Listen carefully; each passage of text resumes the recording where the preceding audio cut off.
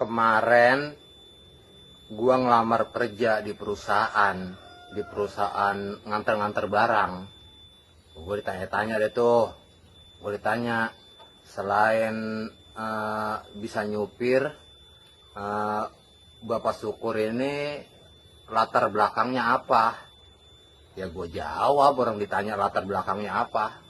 Gue bilang latar belakangnya ya ada pun rambutan, ada pun jambu, ada pun nangka, ada pun buni, ada pun kembang.